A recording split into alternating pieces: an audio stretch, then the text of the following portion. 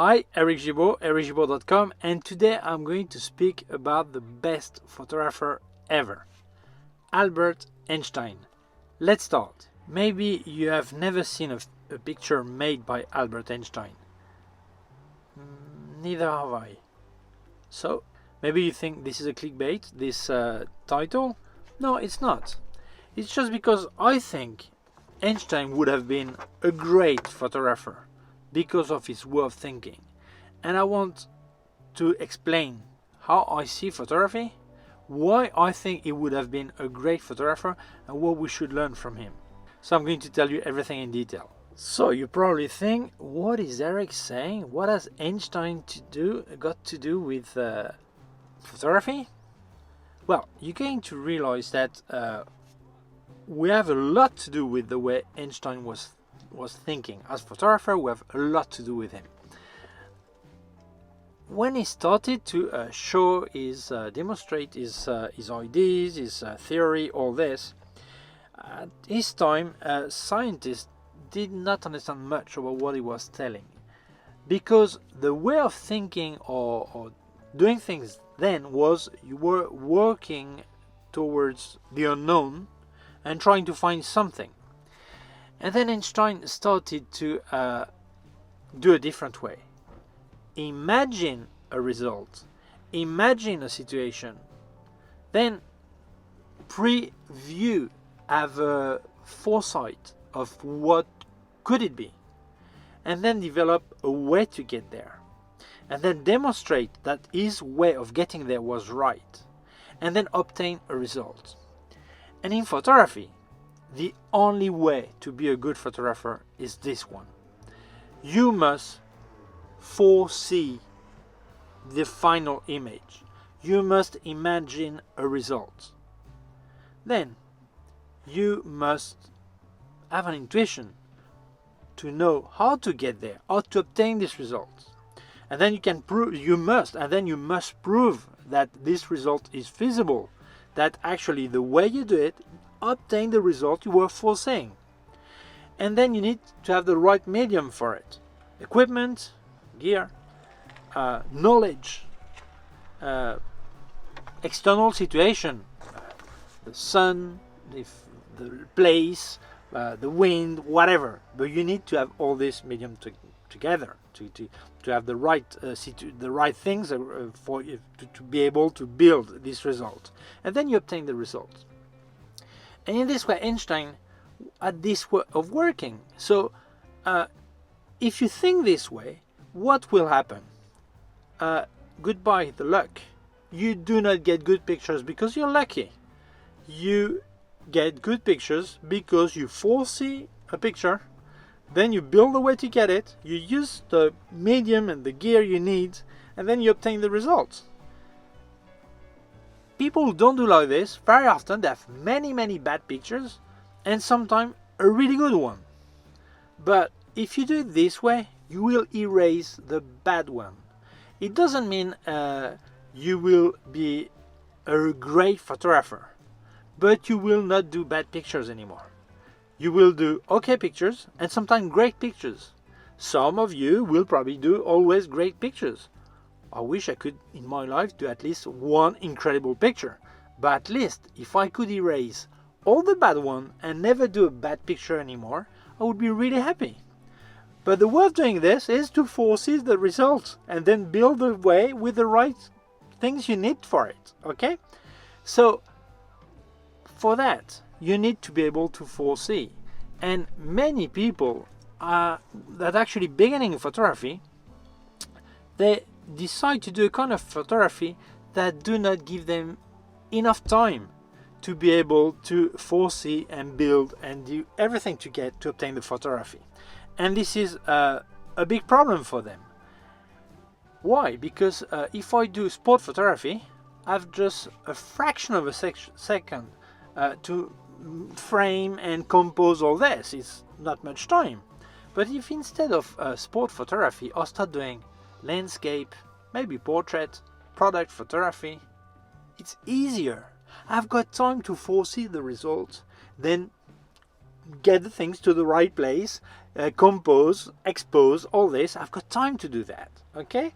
So try to start with something that is easier. Because sometimes people think that a sport photographer or street photographer or action photographer is just lucky and press at the right moment and he doesn't have time to foresee anything. Of course he does. He has to frame, he has to compose in a fraction of a second, and you need to be really well trained for that, to have a lot of knowledge to be able to foresee really fast how the result will be. I know that some people say, yeah, but nowadays you do 15 or 20 pictures in a second and you pick the right one. Yeah, but if you have a guy jumping, even if you have 20 pictures of the guy jumping, if it's not properly framed or composition, or you have something bad in the background, it will be bad anyway, even if you have 20 pictures to be able to pick one, okay? So it's really important that you realize that even if it's really fast, you need to foresee the picture, and that's really difficult. So start with something easy. And Einstein had one thing that it was really close to photography, was light and time. Light is the ink we use for our pictures, and time is the moment we pick to make the picture. And from the second we make a picture, this is frozen forever. This moment will never happen again. We stopped it in time. And light is the tool we use for that. And obviously, if we speak about time, space, and light, is everything Einstein was about, okay? So you realize that this is really close to us. And many people think that science has nothing to do with art. And this is wrong. First, what we use for photography as art, although for me not every photography is art, but that's another subject. And if we look at it, it's complete science. The way light is traveling, light is bouncing, the way light reacts, all this is pure science. That's nothing to do with art. The way the ink, which is light is the ink we use to make our pictures, is pure science. Doesn't mean you cannot use this ink to create art. And even if you foresee something that is really artistic, it doesn't mean that the way to get there cannot be in a scientific way. So I think this is why I think Albert Einstein would have been a great photographer. Maybe he made pictures, I don't even know. But his way of building his theory to get to results was actually what we need to do as photographers. Foresee a result, think of a way to get there, demonstrate this way is working, use what we need to get there, knowledge, gear, situation, all this, and obtain the results. So this is really, really, really, really the best way to better your picture, to be more scientific in the way you make the picture.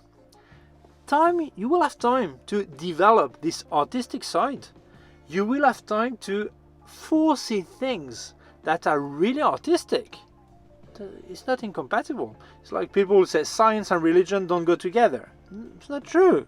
There are some scientists that are not religious and some scientists that are religious, because they don't compete with each other, right? At least in some religion. Some other maybe yes, but if you think about it, this is irrelevant. You have many ways of thinking, and science and art are completely compatible. In fact, if we look at an architect, which is art, architecture is art, he needs to have serious physics knowledge, which is pure science. If he doesn't want the building to fall on the floor, he needs to have this knowledge. And what we do with light is pure science. The way the fallout of light, all this is pure science. So we cannot leave the science aside just because we think photography is art. So honestly, if you change your way of working, your way of building a picture, you will erase your bad pictures. You will don't do bad pictures anymore. Maybe your picture won't be genius, but you will have no bad pictures anymore. And you will work on building new ideas you want to create, new creation, and you will find a scientific way to get there. Well, that's it. What else could I say about Einstein? Well, not much. That when people say he was bad in mathematics and he didn't have his degree before getting into university, I had to repeat here, this is not true. This is a urban legend. He was good in math and had good results. So I don't know why one day people said that, but it's not true. He was good at school, okay? And he was a genius. But he was a genius because he started to think different. And his way of thinking helps us every day. And I think if you think the way he was thinking, you will better your photography a lot. So thank you for watching the video. If you feel it may interest other people, please share it on social networks. If you have not done it yet, please subscribe to my YouTube channel. The small button down here is a small bell. If you click on the bell, get notified when I upload a new video. My website, ericgibaud.com. If you have any question, can leave a comment below. Also leave you links of my gear on Amazon, links to other parts of my YouTube channel, also links to my PayPal account in case you wanted to make a donation. Thank you very much. Please take care of yourself and see you soon. Bye.